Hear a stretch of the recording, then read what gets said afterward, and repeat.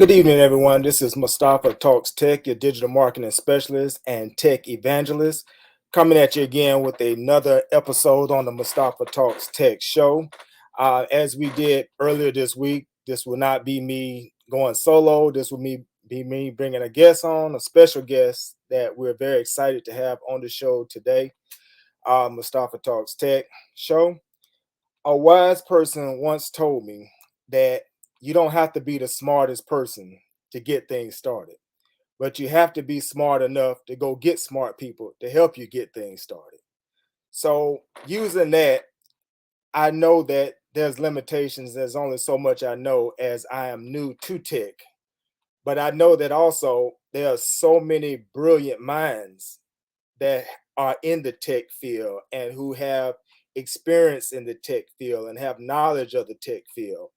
And where I don't know certain things, I can bring in those brilliant minds, men and women from the community, local and afar, who can bring a wealth of knowledge to the Mustafaa Talks Tech show. So, with that, tonight, this evening, we have a very, very special guest. And I want all of the listeners, all of the hearers to really open your mind to hear what our special guest is going to say this evening to us. His name is Lloyd Reshard. Before I did this interview, I had to do my research because we're bringing on someone who's very accomplished, someone who has a track record and has really been doing this for a long time. So I had to go do my research even before the interview started. I'm still tracking down, trying to get those last minute tidbits and facts and figures so that I can just represent and bring on such a dignified person. He's the CEO of Cognitive Big Data Systems. He's also recently installed as the local president of Blacks in Tech's Pensacola. He's active in the Pensacola community. If you go around to events and meetups and greets and networking events, you're going to see Lloyd Reshard. He's there. He has been interviewed on numerous platforms, giving his insight, giving his background, giving his expertise.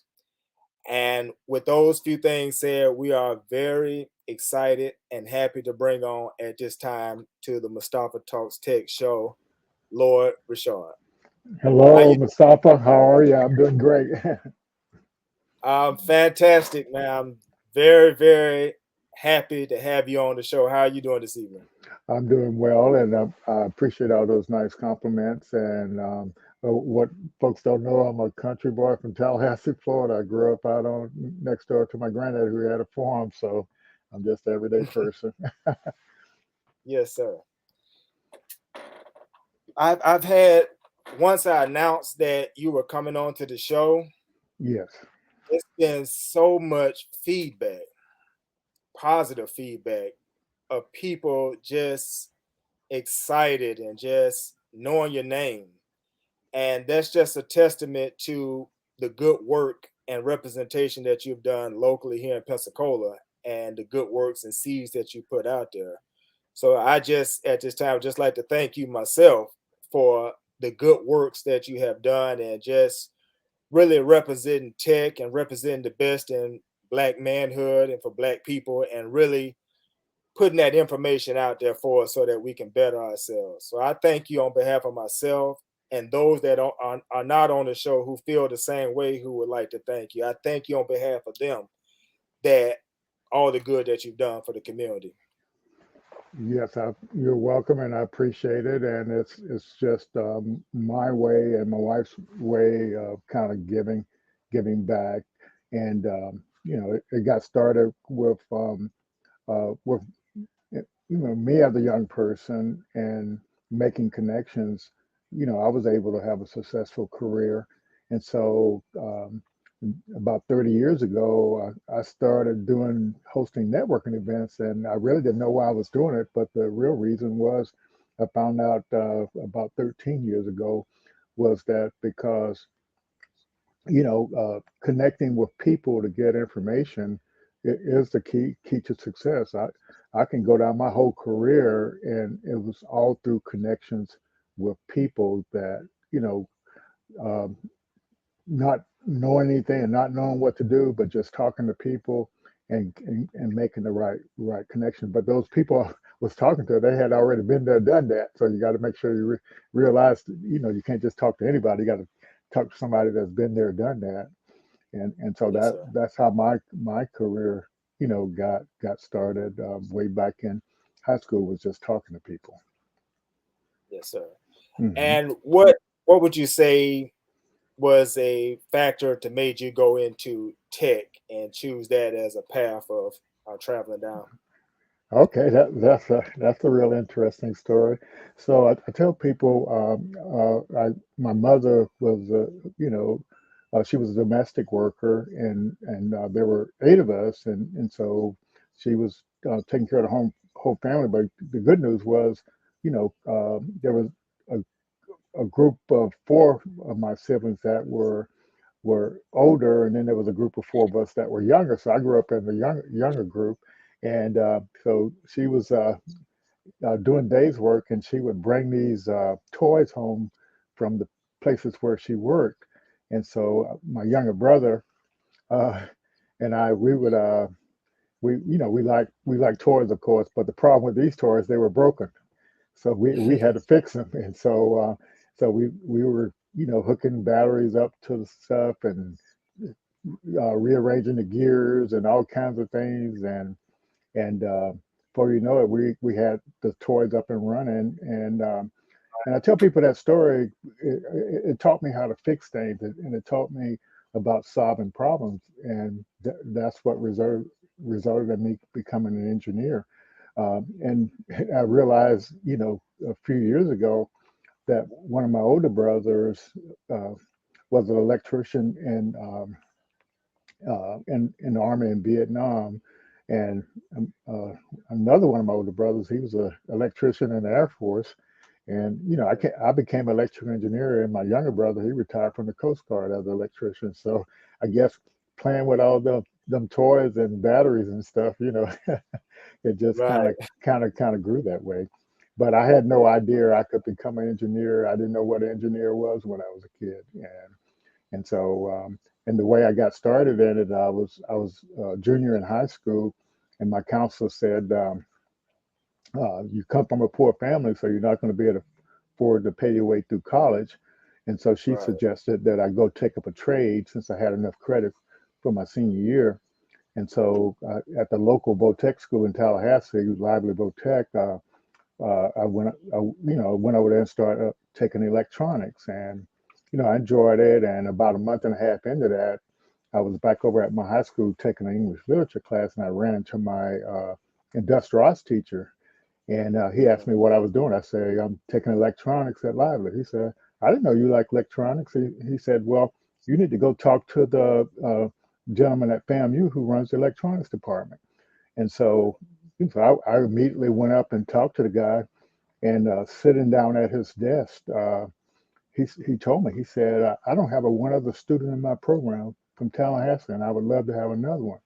And he offered me an IBM scholarship on the spot to come start college in electronics. And so I left high school January my senior year, to started at FAMU.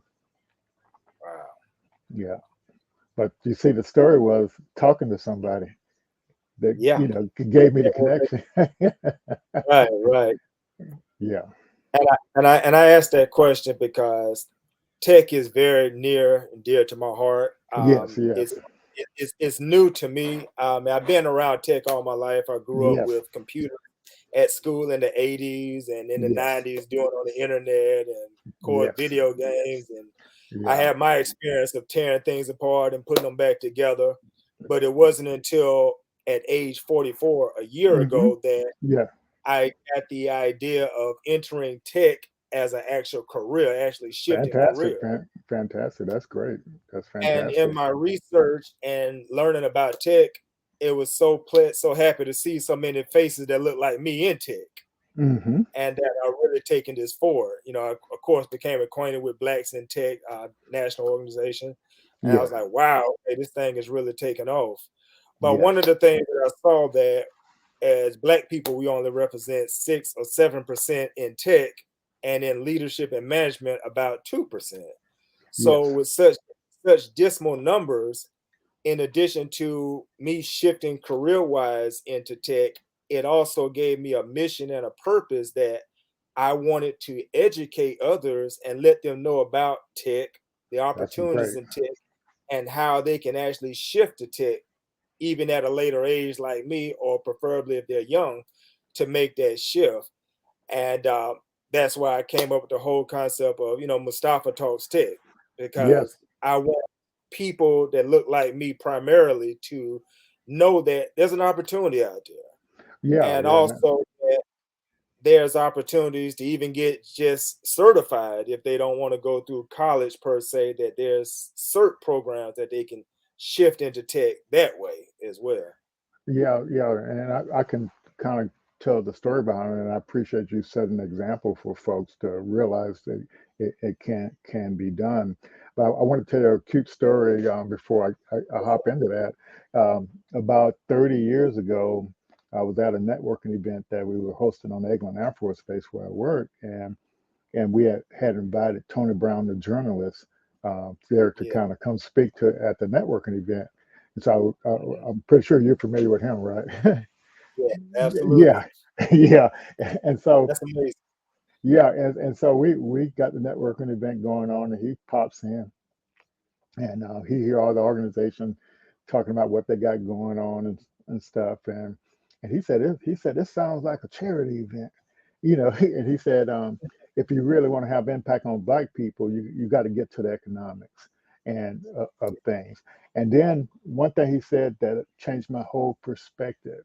He said if you're working on something or trying to do something and it seems like it's too hard, he says you're not leveraging technology enough. 30 years ago, he said that.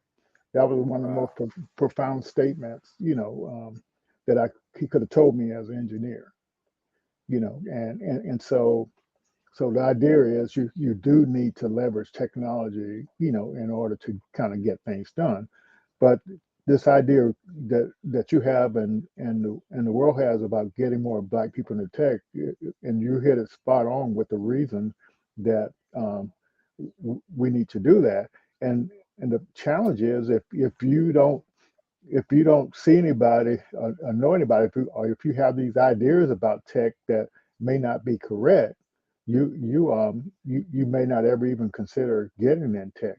But what a lot of people need to understand is that, and I'll do an analogy just to show people how easy it is to get in technology without having a very technical job.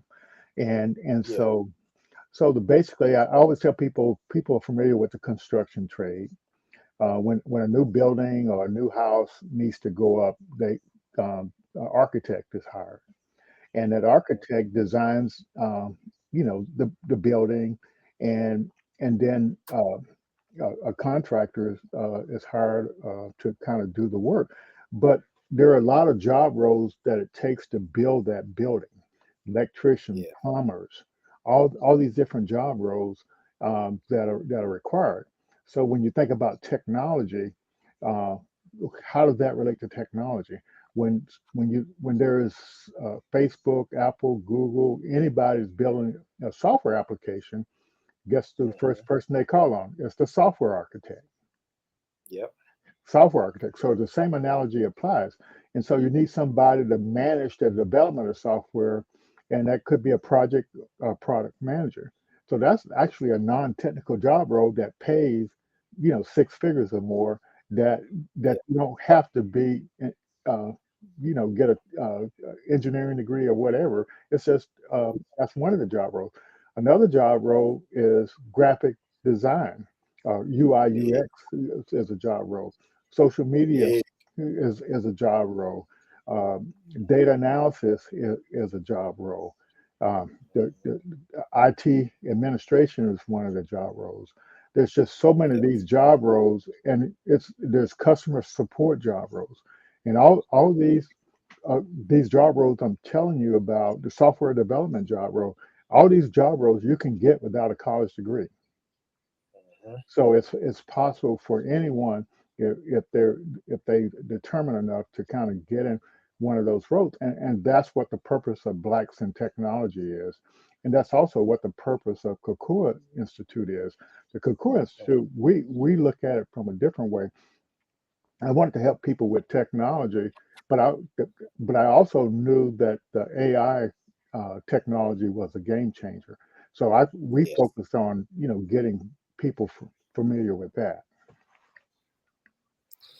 And I came to the inaugural event of Blacks in Tech Pensacola, where Mm, you had it down at Kakua, yeah. where you brought brother in to talk about Chat GPT.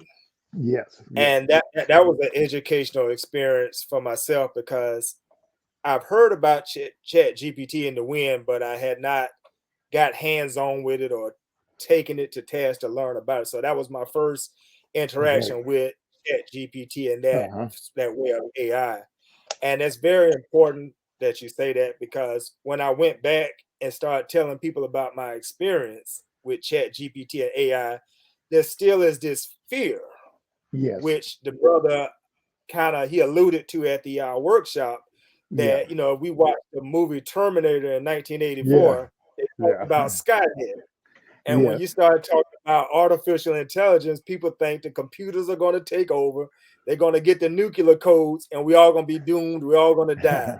Yeah. This is what AI is leading to. But since I've been learning about Chat GPT, I've been utilizing it with my digital marketing and working with Fantastic. that. And it's been a game changer. I mean, Yes. it's like the best assistant that I've ever had that never gets tired and never talks back to me. That's That is exactly. always eager to please and always just ready to help. I can Yeah. ask it for help me with my SEO, help me Yeah. with help me with a speech, help me with framework. I mean, it does everything. Yeah, And if it can more help you people would, help you even learn stuff too. If like all the stuff yeah, getting in tech, it can even help you with that as well. yeah. I mean, it was a game changer for me at the workshop that it showed so many possibilities. And I downloaded it that day and we went through the scenario. And I've been using it since. I got it on my laptop and my phone. And I mean, I go back and forth with Chat GPT. But if so Yeah. many more people would know about how useful it can be, and it's here, it's not going anywhere. So we can Yeah. either learn to work with it or Yeah. somebody else can benefit from it. So that's Yeah. another part of the education that we have to learn about this artificial intelligence, not to fear it, but to understand that it's a tool that can be helpful to all of Yeah. us. Yeah. That's the perfect word. Is it's a tool, and the interesting thing about Chat GPT, what's so interesting about it, it made the AI accessible to anybody. And so Mhm. if you have a cell phone, and you have a phone number, you can get the app on your phone. And so it's as simple as texting somebody. So Yeah. you just text Chat GPT the question you have, and and and so what I found, so the Chat GPT came out about last November, so it's almost been out a year, and so it made the AI accessible to everyone. So I have been using a lot of applications over the past 2.5 years that leverage the Chat GPT technology, OpenAI's technology, uh, Mhm. to do work, but uh, I had just started using Chat GPT a few months ago. And so I wasn't really familiar with what I could do. I understand what the possibilities are, but I wasn't sure. So like when you're not sure about something, so what I do is I ask Chat GPT, are you familiar with this? And Mhm. and to my surprise, the answer is almost always yes. That is Mhm. amazing in it. So and so and so I was so when we do the Cocoons, we do the startup programs and stuff, and I saw you had signed up for our next cohort of the Black Founder Program, and Yes. so one morning I woke up and we were having a demo day for the Blacks in Technology. I think it was cohort two, and for the business model design. And I had saw an article that said you can leverage it, entrepreneurs should leverage AI to 100x their productivity and their gain. And so Mhm. we, in the in the training that we do the lean canvas business model, and we stress test that business model. So what after reading that article, I asked ChatGPT. I said, "Are you familiar with the lean canvas?" It says, "Yes, I'm familiar with it," and it explained what it was, and so I suggested an idea to it that one of the founders had, and asked it to create a lean canvas, and it did it instantly. And I said, okay. And then I said, create me an elevator pitch for this business model, a 60-second elevator pitch, and it did it instantly. And I said, well, create me a pitch story based on my idea and this template of the 10 slides that I need. And it banged it out. And so I sent out an email to all the founders that were participating in the demo day, and I said, suggested which prompts they should use, and three of the founders that worked with me and a couple of other coaches that day with that, Mhm. they all three won the pitch competition. Wow. Yeah, Wow. so that yeah, it's and if you want me to, I can tell a little bit about the AI just to kind of help people understand how it works and what it is. And there's a lot of different forms of AI, but the AI that I talk about all the time is artificial neural networks because that's the one that's most related to humans. And so just to help people understand what that is. Before you go into that, I definitely like you to address that because in our community, I mean, it's so much fear of Yeah, AI. yeah, yeah, And yeah. It what the is. brother did when he came, even myself, a person who's in tech, when I heard about the AI, I mean, I thought about the Skynet, but Oh yeah, yeah, I mean, I guess we can only think that with technology just becomes so advanced. But he yeah, alleviated all of my fears. But one thing before we go into that is that he talked about there are careers that will actually be coming in through Chat GPT, being a yeah. prompt engineer, Yes, yes, and that people that are getting on board with that now are able to pull up and scale six figures. yes, Where yes, instead of being scared of AI, yeah. let's be smart about it and learn how we can not only even utilize it, but somebody has to put the commands in it. That Chat That's GPT is not self-aware, where it's going to wake up and decide what it's going to do. That you have to put the prompts in it. yeah, So yeah, somebody has to be a prompt engineer. So that's another whole career field to a thinking man or woman that yeah, I can transition to this and become a prompt engineer and yeah. scale six figures doing that. So of course, and there's all kind of things that you can do, and people are actually doing them. That's but see, like this idea of being afraid. And it's easy to be afraid of something you don't understand or don't know, and so what I tell people, like if those in the audience that are watching us, they've learned how you sound. Their brain has figured out how you sound. The brain has recognized how you look, and it's the same thing with me. And you notice my mannerisms are actually different than your mannerisms, and so the Right. brain builds a memory of these mannerisms, and so um, and people realize, so when like so the first time you met me, I introduced myself as Lloyd, and what that means is, so your brain tags my mannerism with Lloyd. Mhm. So you see what I'm saying? So this memory that's stored in your subconscious has a tag. So as when a baby is born, it's he he or she learns who his mother or father is just by that tag.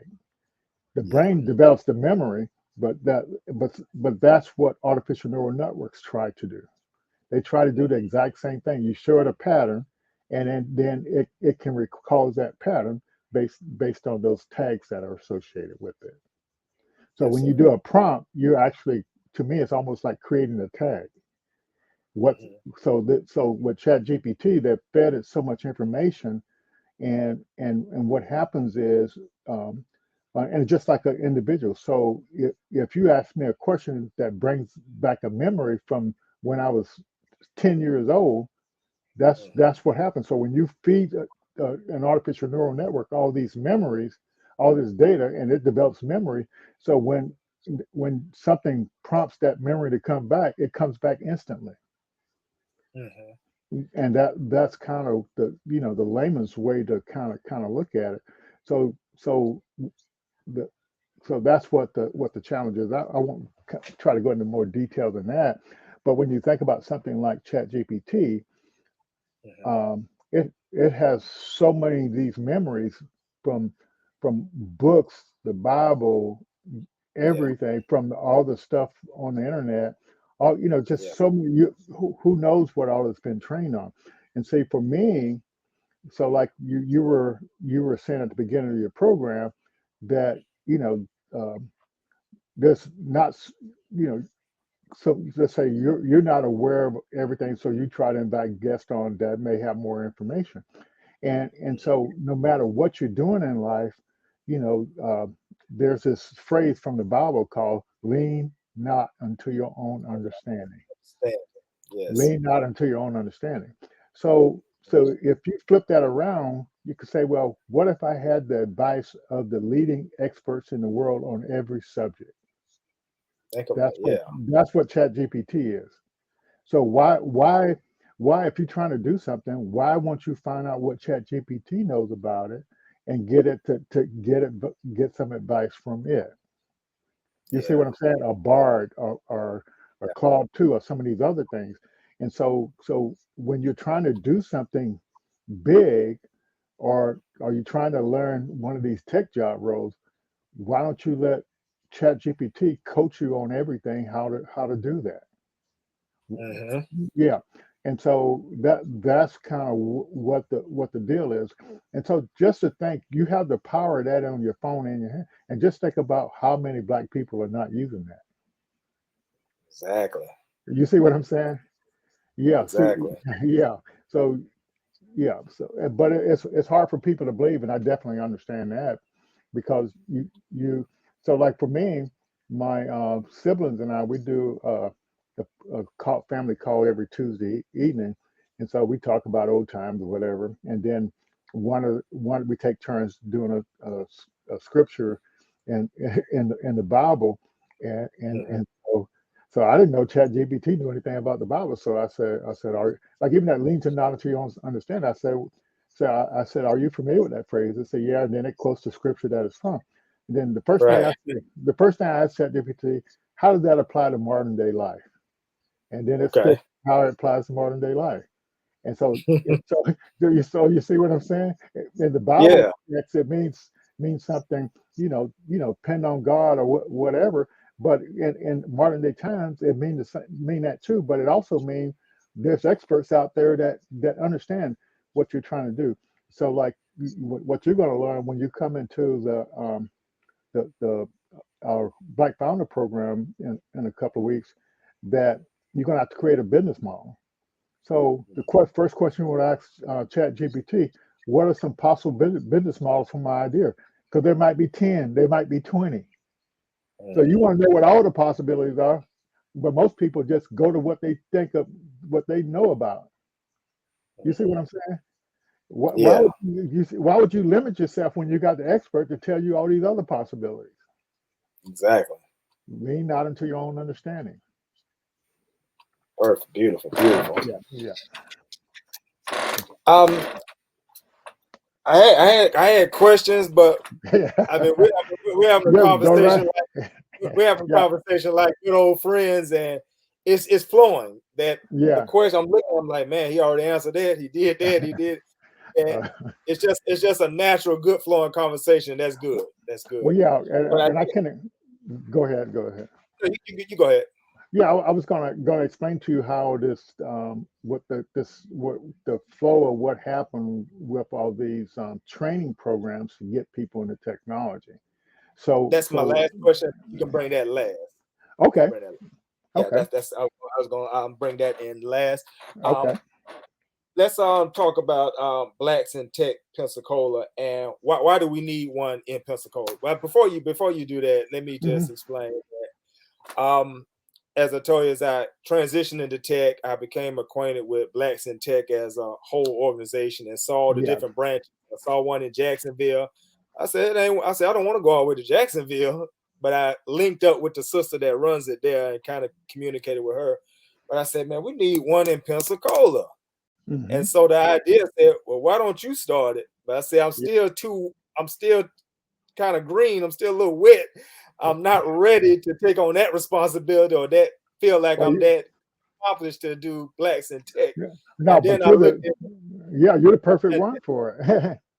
then I looked in the Pensacola News Journal and I saw you. I saw the article.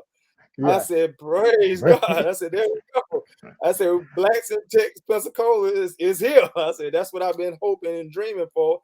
yeah, And I said, well, now I don't have to do it. I can just support my brother in all his endeavors and it'll be here. But yeah, why do we need blacks in tech in Pensacola? If yeah. you And so, just like, real quick. so what I wanted to make sure you understand, there are a lot of organizations related to blacks in tech, and so the one that we associated with is called Blacks in Technology, BIT, and so, but there is an organization called Blacks in Tech as well. There's just Mhm. so many, but the deal is Blacks in Technology has about 29,000 members as of this week, and so Yeah.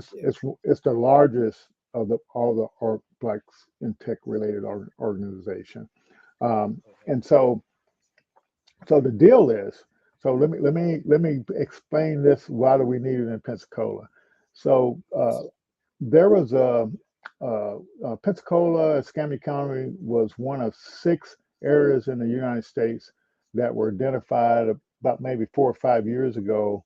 To be studied and get all this data, and it was Mhm. called the Inclusive Development Network. And what this idea of this study was to look at, I think, about 6 different areas, and one of the areas was workforce and jobs, and so the so what it said was that automation was going to eliminate 42,000 jobs in Escambia County. Listen, folks. Can you imagine that? And Wow. so what the idea is, and then there's, so that was just local, but then there was when we got going with the Kaku Institute, we started looking at a lot of the different studies and reports, and one of the one report that says black wealth by was going to the average black wealth was going to go to zero by 2055 or something like that. And Mhm. so, which doesn't make sense to the average person. How could the average black wealth go to zero? How can that be? And then there was another study that said uh, by 2030, only 30% of the jobs are going to be full time. Mhm. Okay, so I'm building all this up. So the so when COVID happened, people got creative, they got innovative, and so Mhm. they literally sped up this innovation cycle, and then now they said this road to zero black wealth is going to happen probably, maybe by as early as 2040.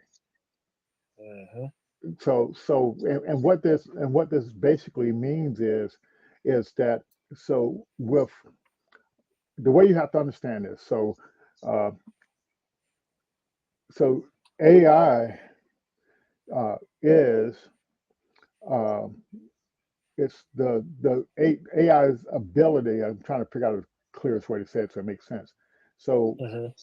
so AI ability keeps getting better and better, and so it accelerates on how fast it gets better. So what I'm trying to say is, so like when so as computing gets better, as people learn more, companies learn more, the ability to use AI is going to become greater, and so it's going to be like an exponential curve. So and so that's what the problem is it's going to come sooner than people actually think. Uh, and I can dig a little deeper on that if you want me to, but the Yeah, bottom please, line, please. yeah, the bottom line is, and this is what when I retired from the government, um, Hmm.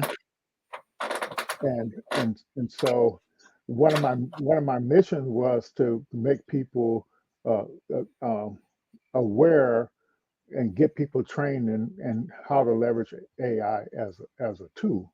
And that's basically how we started with the Cocoon Institute on the technology side, was giving people projects, everyday people projects, to use AI to do stuff, and so they can get familiar with it. And so the the average person that's knows math or whatever, they have the ability to use it. But it doesn't really matter what your job is; you have the ability to use it, and it's integrated in most of the stuff you actually use at work. You just may not realize it. And so so as computers get faster, you can do more things with AI. So my experience with AI, this is what my journey with AI was. So in 1995, I'm sitting up in a meeting, and this algorithm guy who's responsible for automatic target recognition and this um, um, weapon concept called a powered locast, and it was on the Discovery Channel back in the '90s, so it was out in the public, and this weapon concept could actually fit in your hand, and they call it Hmm. the tank killer because it had a, a a fusing mechanism in it that if it saw a tank, it could shape its warhead a certain way to penetrate the armor on the tank. If it saw a truck, it could shape the warhead a certain way to destroy the truck. But the problem with Wow. that weapon concept was it had a LADAR seeker on it, laser radar seeker on it. And so the laser radar would scan and try to do target recognition on these targets out there. So I'm in a meeting one day, and the algorithm guy says it's like you have to have a Cray computer on this weapon to process all that data that's coming in. And so the light bulb came on for me. I said, we need a new way to process data in real time. So Hmm. that became my pet project the rest of my career, working at the Air Force Research Laboratory. And Right. in a matter of a few years, I found out that AI was the fastest way to process data in real time. Mm. So can you imagine, understanding Wow. that, in the 1990s? Wow. Yeah. Yeah. So that means, Very simple. yeah. So that means I could get some data and I can analyze it with AI and I can understand it a lot faster. And Hmm. so for the people out there that are kind of like business people or whatever, and all you have to, whenever you hear the word AI, just substitute the word cheap prediction. It's the cheapest way you can predict what something's going to happen. You're right. That's from an economic standpoint. The Yeah. cheapest way you can predict what's going to happen. Hmm. Yeah. So, yeah, and so whenever you hear the word AI, say, in a sentence, you just substitute that word with cheap prediction. It allows you to predict what's going to happen faster. And so, from an economic standpoint, can you imagine if you're a company and you could figure out things faster than the next company? That's Right. what AI Ahead of the game. does.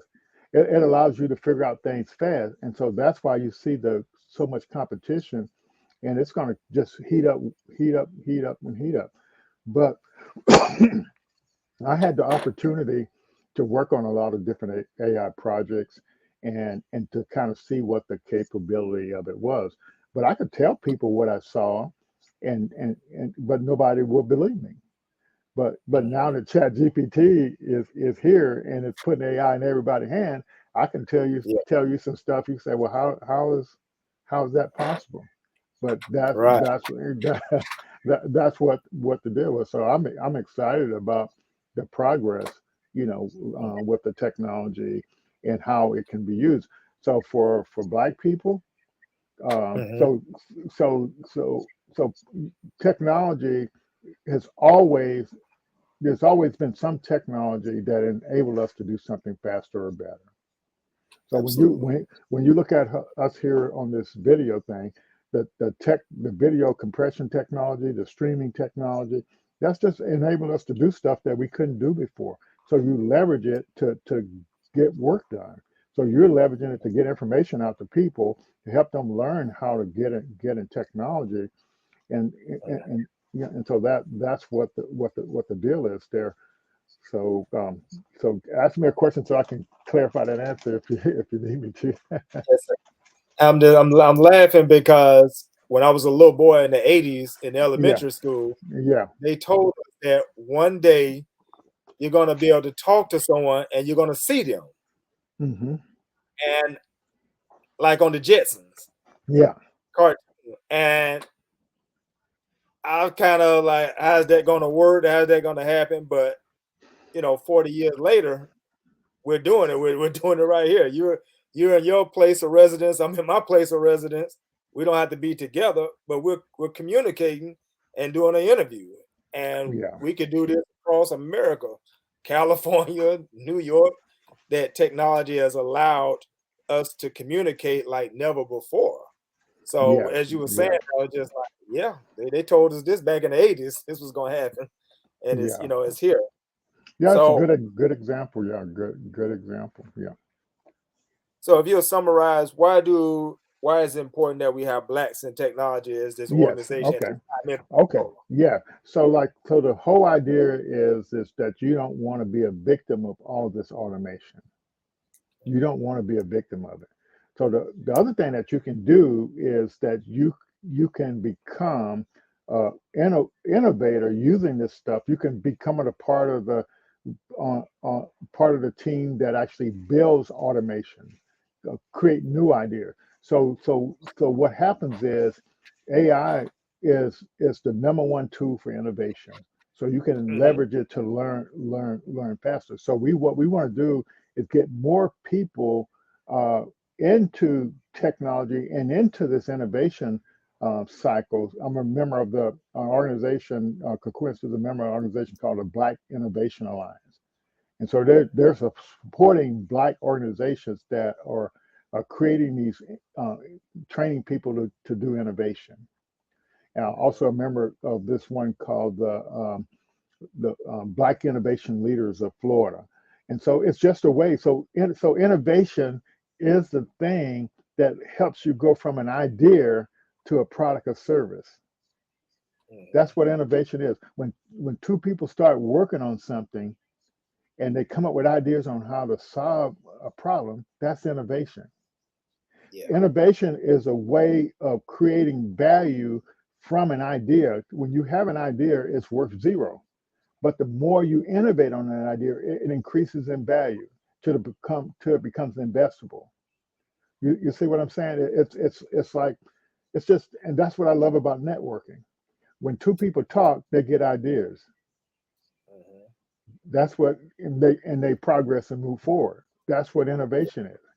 So when you're doing innovation in a company, it's a concentrated effort to solve a problem. So what I tell people is, like, when I worked for the Air Force Research Lab, all the projects we worked on, there were projects that had never been done before, Mhm. never been done before. And so the question is, what kind of attitude do you have to have if you got to do something that's never been done before? What Right. type of attitude do you need to have?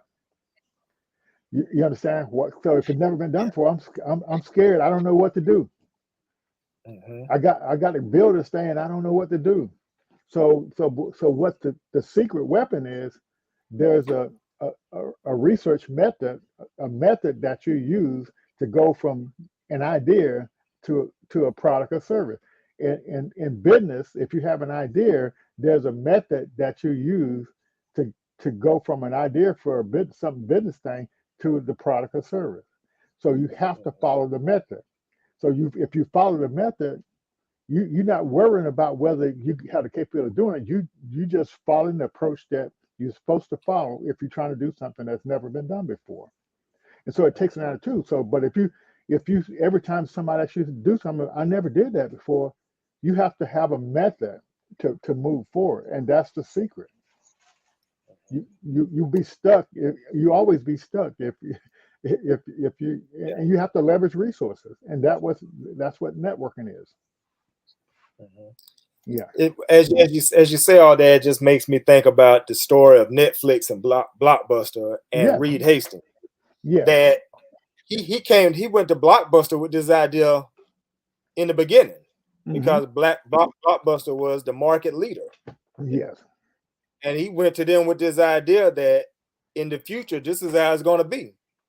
And he said, and they told him that would never work, and he titled his book "That Will Never Work." And we know that now Netflix is leader, streaming is leader, Blockbuster is gone. Yeah. And after Netflix became a thing and Blockbusters begin to get shut down, because why would I drive to Blockbuster, go up and down the aisle to rent a movie when I can just pull up my streaming app, Netflix, scroll through what I want to see? I don't have to return nothing. I don't have to rewind no tapes for those who grew up on VCR and Beta. That it Hmm. became the innovation killed the whole Blockbuster video rental model. Hmm. And then once Netflix took off, Blockbuster came back to them and wanted to link up with them, but they told them, "We don't need you no more. Your Hmm. model is a failing model. This Yes. is the future, the innovation." And now we have Netflix, we got Hulu, we got Disney Plus, we got Paramount.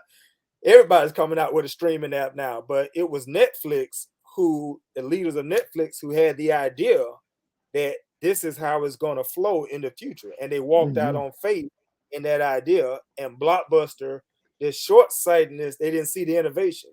And Yeah. now Oh yeah. there's only one Blockbuster left in all of America. Where Yeah. if they would have shifted with that technology, that idea, then we would have been Blockbuster streaming right now. They still would have been on top if they would have Yeah. went with the innovation. But failure Yeah. to innovate killed Blockbuster. And now Yeah. they're just conversation Yeah. we're talking about. Yeah. And so what I was reading, listening to this audiobook today. It was about business models. I thought uh, it was a black guy had wrote this book, and so I was curious because I said I would love if a successful black guy talks about this business modeling, because it's a challenge for me to kind of get people understand, and so like yeah, and so I listened to this book. It was only three less than 4 hours, so I finished listening to it, and the but the idea, what I loved about the book, and what I for the little preview that I heard about the book, I saw an interview with him. So the message he was saying was, on your job, or or something you do, no matter what your job is, you have to observe what's hard about that job, or what problems you see on that job, and then the innovation comes when you try to come up with a way to solve that problem. And if that's a really big problem for a lot of companies or for a lot of people, that's what the Mhm. startup world is about. It's there to help you figure out a way to get you have an idea to say to solve that problem. You may not know how to do it, or you may have an idea how to do it, but you may not know how to bring that idea to life. But the Exactly. startup ecosystem helps you from that idea stage, to creating a business model around the solving that problem, and shepherds you through that, and supports you through that, and and so that's a hard thing for an everyday person to understand. So who are the workhorses in the economy? We are. We are actually out there doing the work, and so we are aware and understand what the problem is. And so the trick is, if you understand what the problem is, why don't you team up with somebody to help you get a solution for that problem, and take advantage Exactly. of all the support in the ecosystem? So what this guy was doing, he was working for AT&T or somebody. He literally Mhm. was.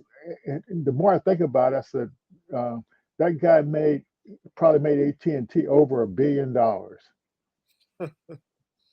based on all this creativity that he did, his ingenuity that he did, that he learned from his mother Wow. how to stretch a dollar and how to be creative. Mm-hmm. You see what I'm saying? He took those skills that he learned from his mother and, and move forward. And so I do the same thing with my mother and my grandfather and everybody. They told me stuff, but what I loved about what they told me, they didn't tell me something that was just for that moment. They told me something was for a lifetime. But then later on, I realized they was quoting scriptures in the Bible and just applying them. Right, right, right. Yeah, and one of the stories I tell people when I before I even started elementary school, my grandfather used to take care of us, and he was a farmer, so he'd be out in the field, and he would have my sister and I, my baby brother and baby sister, having doing chores for him. And then if I took too long to do something, he would say, "Boy, you're not worth the salt go in your bread." And so I flipped that around. I said, "I need to be somebody. Mm-hmm. I need to be somebody." And as I got older, and I wanted to, a teenager, I wanted to go visit some of the neighbors, and my mother said, "No, you can't go over there. Those some people, some bad people over there. If you hang around bad people, you're gonna be bad." And so what she's telling me, if I want to be successful, I have to hang around successful people. Right. You see Yes, what I'm sir. saying? And Yeah. then also when she was in cooking Sunday morning, and watching TV, and I would be in there with her, and then something like Oral Roberts would be on. Expect something good to happen. Expect a Mm-hmm. miracle. So Mm-hmm. guess what happened to me? I always expect something good to happen. Yep. You see what I'm saying? I expect something good. What are the chances of something good happening? Yeah. Yeah. Yeah, and so and I also tell people, you just don't know how many resources you have. You're Mm-hmm. just not using it. And all networking is leveraging your resources. So Exactly. when I got a job working for the DoD and working for the Air Force as a civilian, so I said, well, what are my resources? So anytime you go to do something, what are my resources? So I'm working for the Air Force Research Lab, working for DoD, and I said anybody that works for DoD, I can call them up on the phone and ask them to get some help on whatever I need help on. That just was my attitude. Yeah. So when I tell people my average budget as a branch chief was $40 million, so you wonder how that be possible. So you Right. collaborate with other people, and if you can help them do what they want to do, they'll send the money. Exactly. Yeah, yeah, yeah. You just have to understand that, and all networking is and I tell people like if you want to get in tech and you don't tell nobody that you want to get in tech, not going to have anybody helping you get in tech. But That is the minute correct. the minute you tell somebody you want to get in tech, and you keep telling people that are in tech that you want to get in tech, as soon as some opportunity comes, guess who they're going to call? Yep. You can't be an Bear island to witness. yourself. Yeah, you can't. Bear witness. Bear Yeah, witness. That's the absolute truth. That's yeah, the absolute yeah. truth. If Uh, you want a job, and nobody else knows you want a job, this is what. So I look back at my career, and after I got my first job in high school, out from in a building instead of being out in the field, and it was in the governor's mail room in Tallahassee, Florida, delivering mail inside the building. And so that guy who hired me, he didn't want to hire black people, but it was a government program, people employment program, and giving teenagers a chance to get work experience. And so I when I met him, I shook his hand and say hello, how you doing, and smile, and everybody I met, and he couldn't believe it because he had heard all these negative stories about young black men and black boys. He said he told me, he said I was shocked. And so I never had to apply for another job because anytime I need a job, I could call that guy up and he would get me a job. When I look right. back at my whole career, when all this George Floyd stuff started, it was literally, it's just people, relationships with people. You do that, but but you have to set a good example and do good work. Mhm. Yeah. Before we transition into the last question, talking about the cohort program, Yes. I just wanted to go back to automation because I know Yeah. we just I know we just scared somebody where we talked about these figures and Okay. $0. I know we Yeah. just scared the hell out of somebody. Somebody's on the edge of their seat thinking about what am I going to do. And before I go into that, I went to New Orleans back in 2020, January 2020, before the Okay. pandemic hit. Hmm. That was my first time going there, and I went to the French Quarter and just Yes. really, Hmm.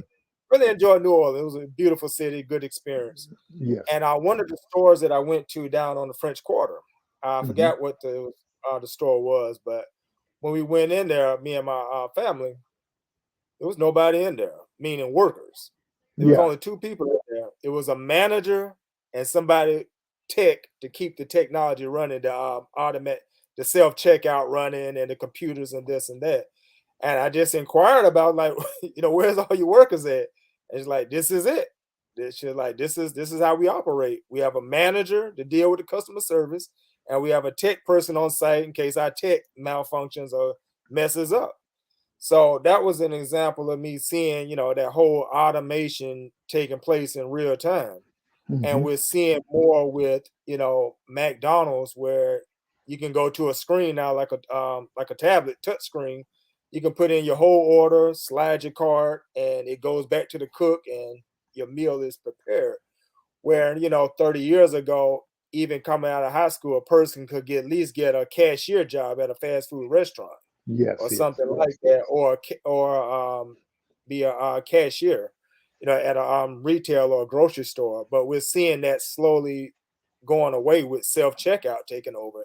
Hmm. Walmart, Target, being primary examples. Hmm. So just for the person who may be on the edge of their seat, may be Yeah. scared and worried about that future, would you speak to that and maybe give solutions of how they can Yeah. Yeah. survive that or be okay when this happens? Well, but people don't want to face it. That's what's always happened. All these automation things, they always been happening. And so with the AI stuff, if the AI is not going to take your job, somebody using the AI is going to take your job. Because in the AI, when as AI keeps evolving, as technology keeps evolving, there are new job roles that are coming up. And so, There you go. yeah, that's what the deal is. So that's what people have to understand. And so that's why when we work with the kids, the young people, we teach them about Black history and all the accomplishment of all these Black people that stories that haven't been told. But we use Mhm, robots and virtual reality and AI for them to learn about that, so they can mhm, see where that. So if you get used to working with a robot now, when you get mhm, older, it's not going to be any big deal. You mhm. you see what I'm saying? It's but Absolutely. that's what I'm saying is that these job roles to create all this technology.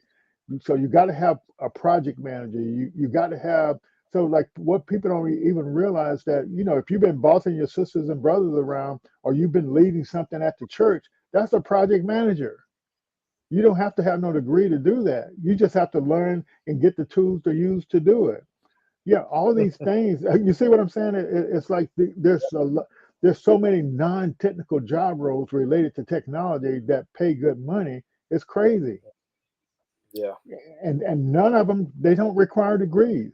And so what I was going to tell you earlier was that IBM, uh, Google, Microsoft, AWS, they all created training programs that didn't require a college degree, that Mhm, anybody who wanted to take these courses in 3 to 6 months, they could actually get to a minimum level of experience and of knowledge. And then what we do at the Kakura Institute, we try to give people hands-on work experience to give them some confidence mhm. to be more prepared for the workplace. And so that's what the whole idea is that there are so many job roles that you don't people don't realize that they can do, that they can make good money with. You just have to dig in and get involved. Just think, yeah, but people are afraid. Um, but so the way you become I'm afraid, but it's getting familiar. and learning what the options are. And you can literally use technology to help you get over your fears. Because if technology help you with what you don't understand, and so like even like something like ChatGPT, Bard, Claude 2, and all these large language models, you could answer the question, like if I do it all the time. If I don't understand the technical term, I say, could you explain to me, like, if I was an eighth grader or a fifth grader or a 10th grader, and they would explain it to, and it'll give me examples to help me understand what it is. If you can literally ask it to do anything. You can ask it to write you some code. You can do whatever. And so I Yeah. was working with a lady yesterday. She has to write a small business innovative research proposal, and she never did that before. So we went into Chat GPT and asked it what if it was familiar with writing, as familiar with SBI proposals from the National Science Foundation, and it outlined what a proposal should have in it, and then and so you can keep digging deeper, and then as you tell it what you're doing, it'll help you write it in a way that. But then what we did that was amazing. Say the people who evaluate these proposals, what are they looking for? Please explain what Right. they're looking for. So you see what I'm saying? So I can know how to write it. Yeah. Yeah. Write it so they can understand it. Yeah. And that, so to me, that levels. Can you imagine having to pay somebody thousands of dollars to do something, and now you got this tool that's free, or you can pay $20 a month to actually act as that person that you normally would have to pay all this money for. Exactly. Yeah. And Absolutely. if you want to learn how to code, or if you want to learn how to be a project manager, or if whatever you want to learn, you can literally use the ChatGPT like software to actually coach you through the whole thing. If you don't know Mm-hmm. how to do a prompt, you can ask it, how should I write a prompt to find out this? And it'll outline the prompt for you. Mm-hmm. How Mm-hmm. how how much, why wouldn't you want to use something like that if you're trying to move forward in life? I mean, Chat GPT, that's my best friend. It's my best Mhm. friend in my smartphone. I mean, I'm always on GPT and just learning, and it's assisting me so well. I mean, I love it. Where was I at before Yeah, we get ready? we were talk about the Yeah, Black Founder yeah, program, and I'll, yeah. I'll, If you I'll want to try to keep close it. out, if you want to close out on that, just tell us about the Black Founder program and how people can connect and what it can do for Yeah, and so basically, if, if what we're trying to do with the Black Founder program, and it's sponsored by Florida Power and Light, and it's free to people. It's a 30-day uh, thing with four workshops, and then there's the readings that you have to do, and there's some tools that you have to do. But the bottom line is that the coaches are going to help you design a business model for whatever your idea is, a scalable business model. And then they're gonna hit the training material teaches you how to stress test that business model, and if it's, for desirability, if people want it, for for viability, is it viable or not, and is it feasible? And but what most of all we try to help people to understand, there is a method that you follow. As long as you follow the method, it doesn't matter what your idea is. Just follow the method, and it'll get you to where you need to go. And so we literally, anybody, we make the program accessible to anybody who wants to do it, so you don't have to worry about getting rejected. them. Because we, worst case, we just going to give you access to the program, and you can learn you can go through the training on your own. And but we also have mentors that are available to help you, and we have the coaches that teach you the stuff. And that web link is apply.kakuainstitute.org. And so apply drcoolinstitute.org. And so if you follow me on Facebook or LinkedIn, and also Startup on the Blocks, I just did some posts today about it. And what I did was I did a video of some of the people who participated in the first cohort, and they explained kind of what they learned. So literally, it the way so the biggest challenge we have with founders, white or black, is that mindset thing. So they try to lean to their own understanding. They try to limit themselves. They try to think you need this to do this, and you need this to do that. And and so without getting any loans, I received like close to $150,000 in cash for my startup. I received over $300,000 in free stuff for my startup, and Listen, everybody. I received all this free training to help me learn stuff for my startup. And what most people don't understand, they think you have to go out and get a loan. They think you have to build something and start a business before you can do something. We show you how to go from an idea and get help as an idea.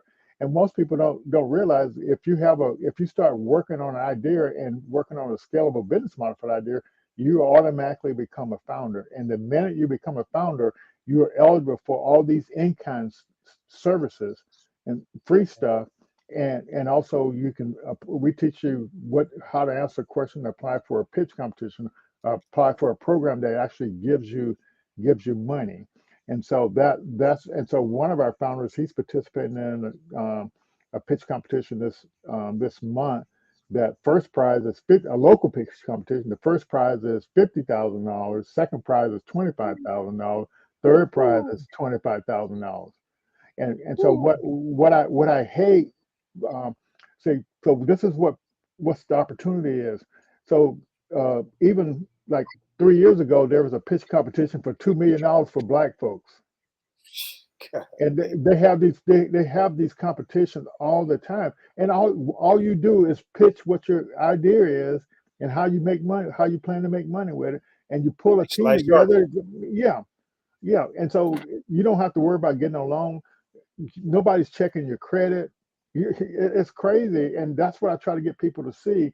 You're going to go try to do it the old-fashioned hard way, or you're going to try to go do it the new way. Mm, You see what I'm saying? but but I yeah, yeah.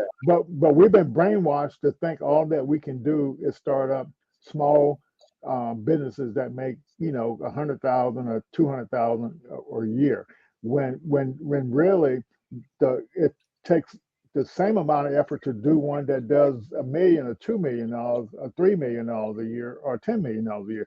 You just have to learn the processes, the steps that you go through, and just follow the steps. And that's what we try to teach people. And it is a challenge, but that's what Yeah. we're here to make it happen. Man, I didn't mention earlier, but this is being streamed through Facebook, LinkedIn, and YouTube. So it's a lot of reach. If you see me reaching over, looking over every now and then, there's people texting me and community that really loving this information that is being given. And Yeah, one of the great things about tech is that this is not just for today. Once this goes up online on the internet through YouTube, that is forever. Someone can pull this up a week from now, 6 months, a year, 5 years, yes, and get this information and just become beneficial. So yes. everything that you've given me and us this evening, I greatly appreciate it. I had questions, but this was more like a conversation between two old friends, and we would Yeah, just yeah. have a good old conversation. And that was it was good. It was Well, yeah, amazing. yeah, and I found out a lot of things.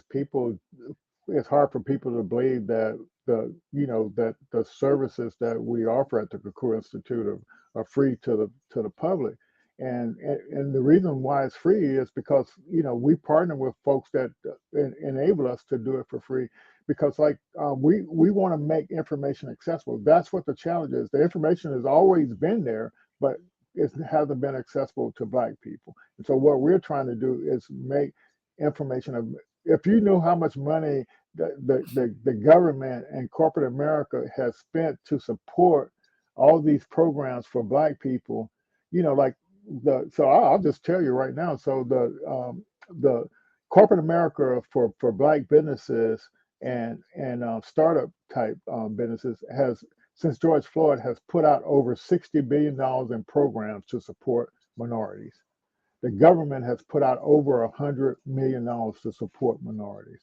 Whether you're doing a Main Street businesses or a startup, a scalable business model, there are programs out there. But the problem is, in both cases, in any cases, you have to know how to build a business model around your idea and know how to pitch it clearly and concisely in writing and by speech. And so that's what it takes to get these resources. And so what we do is we try to teach you the best practices so you can actually get between you and those resources that are out there. So what's holding you back from the resources is knowing what the best practices are, knowing what skills that are needed, and so what we try to do is connect you, train you with all those best practices, and then we have the databases of the resources out there that can help you move forward. Even to the point, like last year, Microsoft was paying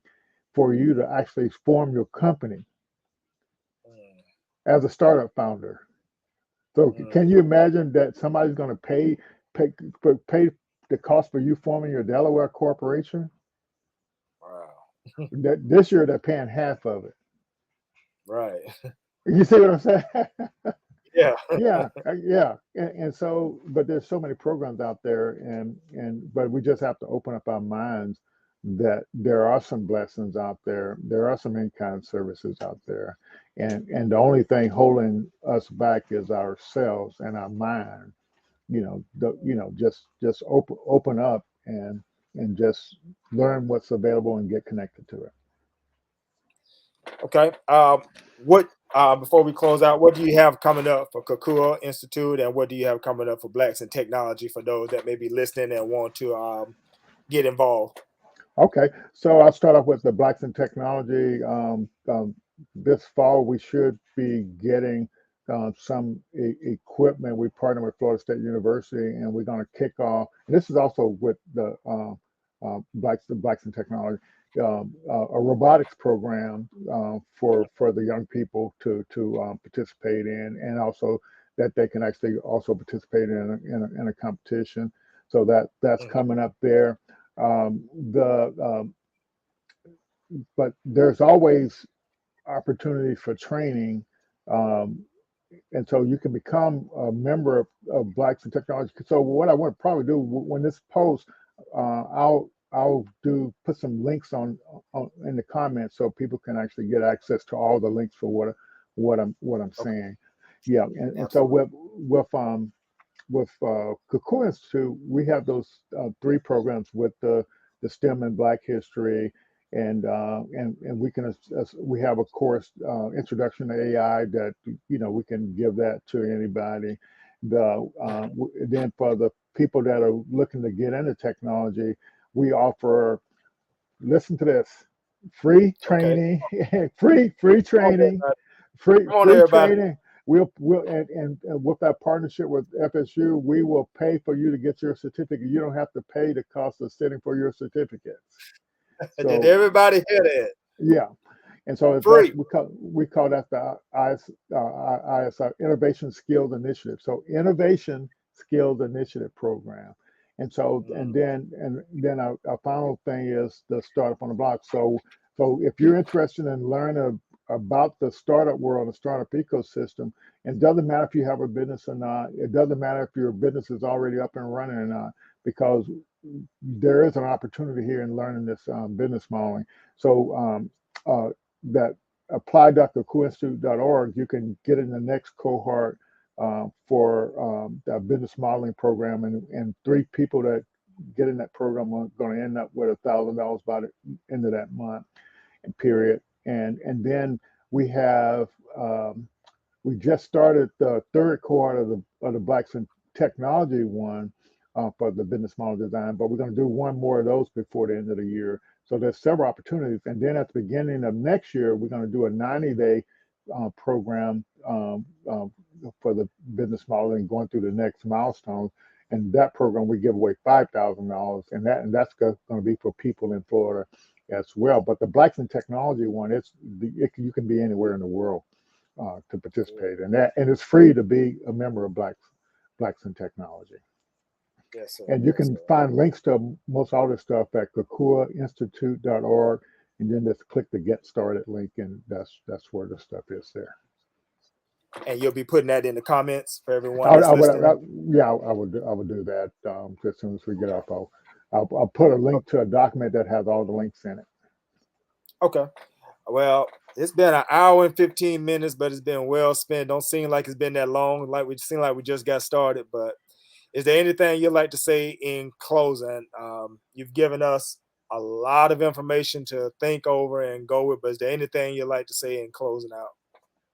Yes, and so don't let your mind hold you back. I hear people tell me, so I see all your posts, but I didn't do anything because I thought I had to pay something. Just be a little curious and find out. And like I said, the reason why Robin and I do it is we're just trying to give back. We don't get paid anything for what we do, and I think that blows people's mind that we don't get paid for doing it. But literally, what I saw was literally all this opportunity for us. But if you don't know how to pitch what you're doing, build a business model for your idea, you can't get none of those $60 billion. You see what I'm saying? And then if you don't, on the traditional route, the people that's doing the traditional business, if you don't learn how to do your business plan and do all that stuff, you can't get into that $100 billion that the federal government has done. So we're just here to connect you with whatever resource you need. And lastly, why would you want to do something where you got to go out and get a loan when there's an approach where you can do something and build something without going out and getting a loan, and even you can leverage all the in-kind stuff to move forward as opposed to do it. But people won't take the time to be curious enough to figure out what I'm talking about. I've been getting stuff free for so long, it's just crazy. Well, other people are going out paying for stuff that I'm getting for free. Wow. Just because of being a startup, being a nonprofit. Yeah. Wow. Yeah. Well, Brother Lloyd, thank you so much for coming on the show and just feeding us well. On behalf of everybody that's listening, thank you. And for those that are listening and watching, and those that be watching in the future, those links will be in the comments where you can follow Kakua and learn about Blacks in Technology and some of those resources and programs. And I encourage you, as you say, be curious, don't be afraid that these changes are coming and we can stay ahead of these changes and be the that's why winners we're and be doing. successful. Yeah, that's why we're doing what we're doing. If you want to understand why we're doing, if you understand those statistics I said, that's why we're doing what we're doing. Yes, thanks, Mustafaa. I really appreciate what you're doing to get more Black people in tech, and you should be commended for that. And just keep at it, and people will start listening. And it's good, that you're doing it. You said you just got involved in a year now, but that sets the example to show people that it can be done. So when people see me as an engineer, they say it's only because he's an engineer. But I can tell you, I've seen so many different founders, so many different walks of life that are running big successful companies following this methodology, and because they were persistent about learning the methodology and to move forward. Absolutely. Well, with that, thank you, and I'll be talking to you again. All right, take care, Mustafaa. All right, bye-bye. Hey, family, thank you for tuning in to this episode of Mustafaa Talks Tech. I know that you were fed well. I was fed well as I was listening to him. It was just giving me so many thoughts and ideas. And that's why I do what I do with Mustafaa Talks Tech, that I want to bring in those giants in tech who have this knowledge and have this background, because each one of us is like a piece to the puzzle. And if you look at a puzzle, you put in a piece, you put in a piece, you put in a piece, you don't see the full picture. But if you put in more pieces, more pieces, more pieces, eventually you're going to see the whole picture. So my goal and my job is to put in more pieces into the puzzle so that we can ultimately see the big picture and see the whole picture. So thank you for tuning in to this episode of Mustafaa Talks Tech. If you're watching me on Facebook and we're not connected by chance, go ahead and like and connect with me there. If you're watching me on YouTube, go ahead and like, subscribe, share this video. I know this is good food for all of us, so please share this to a friend or someone that you think would find this information beneficial. If you're on LinkedIn and we're not connected by chance, go ahead and connect with me, follow me, connect with me. If you have any questions, go ahead and put those questions in the comment. We can forward those over to Lloyd, and he can maybe answer those, put them in the comments, and we can keep this communication going. Check the links and comments that he's going to be putting in the comments to follow up with Kakua Institute and Blacks in Technology Pensacola. And let's be curious. Let's not be afraid. It's so many resources and so many tools out there. The only person that can keep us behind is our own self. Our own feet can be in our way. So let's get out of our own way of success and let's be great, and let's build a whole new reality. So this is Mustafaa Talks Tech, your digital marketing specialist and tech evangelist. We're going to tune out and see you on the next go round. Peace.